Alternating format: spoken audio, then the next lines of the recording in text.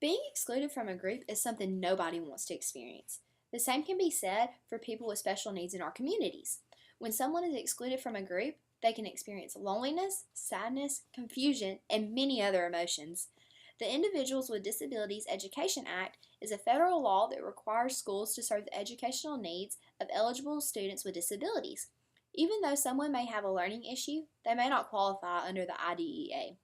In the United States, in the 2014-2015 school year, the number of children that were served under the IDEA was 6.6 million, or 13% of all public school enrollment.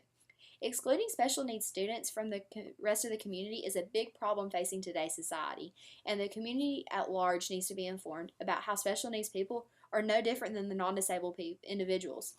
Excluding special needs people from the society needs to be a thing of the past, and change needs to be implemented to allow people with disabilities to be a part of the community.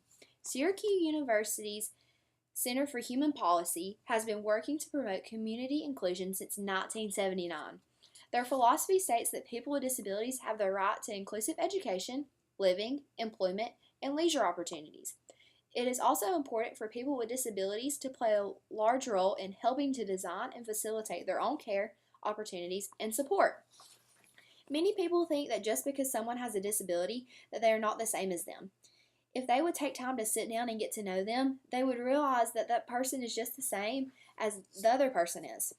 On Pacer's National Bullying Prevention Center, they stated that children with disabilities are 2 to 3 times more likely to get bullied than their non-disabled peer is.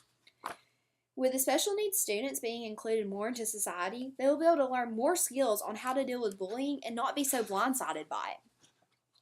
Students who get extra educational support during the school day often find it that they are not welcomed at after-school activities. Unfortunately, some students with disabilities have even been discouraged from signing up for extracurricular activities. To help bridge this gap, one option for the extracurricular groups is to recruit volunteers to assist with participants who need extra support to be able to fully participate in the activity. Many individuals with disabilities are only able to interact in the community if families or caregivers serve as the facilitator for the relationship. Some obstacles are due to physical barriers. However, the emotional barriers can be more difficult for them to overcome. Friendships between people with and without disabilities usually benefits and enriches the lives of both parties involved.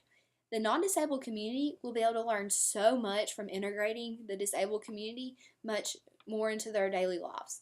They will be able to learn how to accept someone for the way they are and not to judge someone by the way they look, but the way that they act on the inside and the way that they care for other people. With both groups of people being together all the time, everyone in the community will be able to get along. Learning different ways to include special needs people will be what the community as a whole will have to work together to achieve. Some ways that they can achieve this is by when a non-disabled family decides to go do something like go to the zoo. They can invite their next door neighbor whose child has a disability. The child in the non-disabled family will learn that the disabled child is no different than he or she is. With the child learning this, they will be able to help show everyone else that the disabled people are no different. Many groups and agencies have been established to help bridge the gap between non-disabled and disabled communities. One particular organization is in Kalamazoo, Michigan. This community involvement was initially started in 1994 with the goal of bringing individuals with disabilities and community organizations together. The staff works with disabled individuals to assess their community involvement, goals, and to ensure people with disabilities work and play with their non-disabled peers. To date, the Community Participation Initiative has worked with more than 250 individuals and 70 organizations in Kalamazoo County. Organizations and businesses that are equipped to welcome people with disabilities are embodying the social responsibility principles that many participants and consumers have come to accept. It is also important to remember that people can establish friendships with each other. However, it is not beneficial to force friendships. Always respect the disabled person's wishes regarding how, where, and when to be included in the group. By building trust in the relationship, the individual will become more confident and more interested in community participation. Every day, people with disabilities face multiple challenges and obstacles, but peer discrimination does not need to be one of those challenges they face.